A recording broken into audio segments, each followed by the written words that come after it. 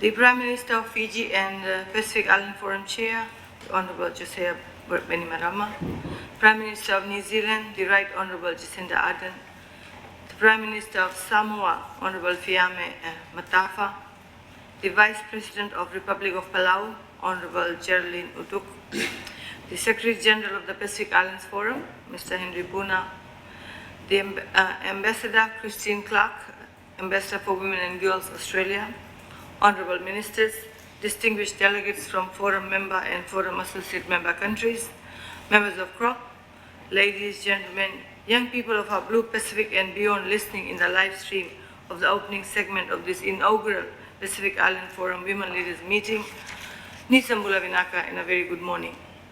It is my pleasure to welcome you all to the inaugural Pacific Islands Forum Women Leaders Meeting today. Let me begin by saying what an honor it is to chair this first annual standing meeting that recognizes the importance of an enduring focus on achieving gender equality in the Pacific. Your presence today is a reminder of just how important this work is. This inaugural meeting is important as it sets the foundation for all our future meetings, establishing the PIF's Women Leaders Meeting as a high-level regional accountability mechanism for gender equality and inclusion for the Blue Pacific continent. As we discuss and act on challenges facing Pacific women and girls to continue advancing gender equality, I ask you all to reflect on the many gains we have made in the region. I commend the efforts by our governments in adopting gender-responsive policies, laws, and practices to address gender inequalities. For example, most of our countries have legislations addressing the pressing issue of domestic violence. Women are also making progress in other sectors, and this is evident in the private sector's progress on women in business leadership. The Asian Development Bank's Pacific Private Sector Development Initiative report found that the region exceeds the global average for women representation in business leadership. Pacific women hold 13% of CEO positions compared to the global average of 4.4%. However, much remains to be done in the area of access to finance for trade, including using online platforms to market and promote their business and products. Excellencies, we know that there needs to be greater recognition to support women and girls in all their diversity. And this meeting will provide a platform for strengthened political voice and collective action on women and girls issues in our region. While the region has made significant progress, the Pacific still has the lowest percentage of women's political participation globally, and violence against women and girls in the region is amongst the highest in the world.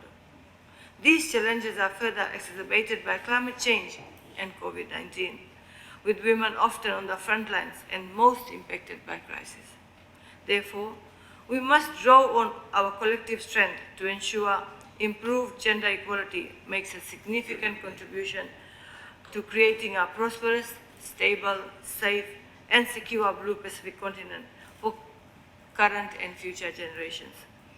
I thank you all for being part of this meeting, and I look forward to all the fruitful discussions that will take place today. Ladies and gentlemen, I would now like to invite the Secretary General of the Pacific Islands Forum, Mr. Henry Puna, to make some introductory welcome remarks.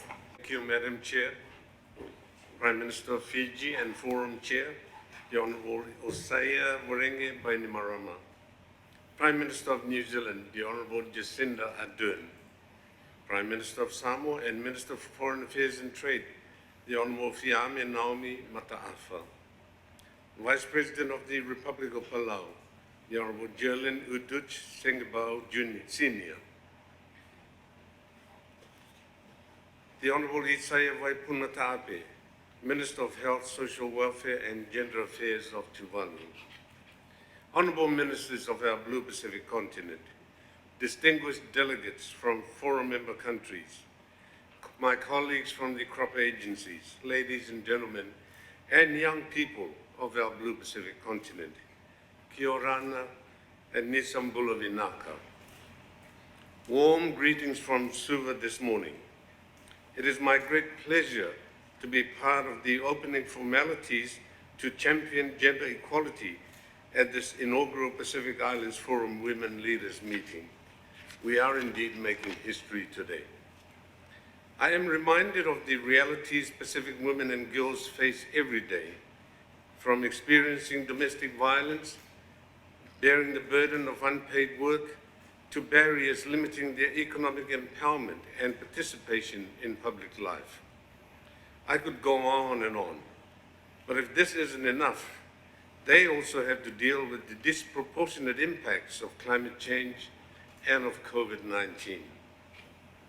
To support the progress of gender equality, our forum leaders endorsed an annual standing meeting of Pacific Island women leaders in 2021, reaffirming the importance of advancing gender equality in our region.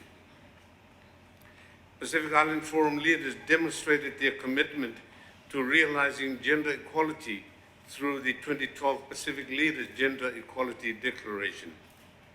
I am pleased to share that this important declaration was made in Rarotonga in 2012 when I was the Prime Minister of the Cook Islands and hosted the Forum Leaders meeting then. I'm also pleased to share that the Secretariat undertook an independent review of the declaration in 2021. And indeed, we are now in the process of preparing for consultations on the revitalization of the declaration. The independent review findings tell us that we have much work to do. There needs to be better visibility, coordination, and ownership of gender equality at national and regional levels. This includes the need for better alignment of all gender equality-related actions and to other priorities. The independent review also highlights the need for a strong governance and oversight mechanism that can support progress on gender equality and be a conduit for shared learning. It is for this reason that we are revitalizing the declaration to ensure it truly delivers for Pacific women and girls in all their diversity. The work of revitalizing the declaration is happening at an opportune time, as we are also finalizing the 2050 strategy for the Blue Pacific continent. The strategy represents the region's commitment to collective action to develop long-term approaches to critical challenges, including gender issues.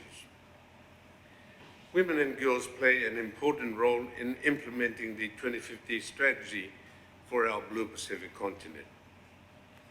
Gender equality is an essential strategic pathway to a sustainable Blue Pacific continent in the future. Only when we have gender equality will we achieve Forum Leaders' vision for the Pacific, that of peace, harmony, security, social inclusion, and prosperity, so that all Pacific peoples can lead free, healthy, and productive lives. While the region has made some progress, we need to do more. I also want to highlight that within the crop family, we recognize the benefits of more diversity and representation and have established the Crop Women of the Wave Network to help boost and support women of crop to further their career and leadership aspirations. We know that promoting women's empowerment and gender equality will strengthen how we support members. If you look around the room today and you wonder why I and my officials are dressed in black, that is because we, along with the crop agencies, are supporting the Thursdays in Black global movement to end violence against women and girls. That is why, Excellencies, the discussions here today must lead to concrete actions to advance gender equality in our Blue Pacific. I thank you all for being here today, and I wish you well in your deliberations. Vinaka Vakalevu and Metaki Maata.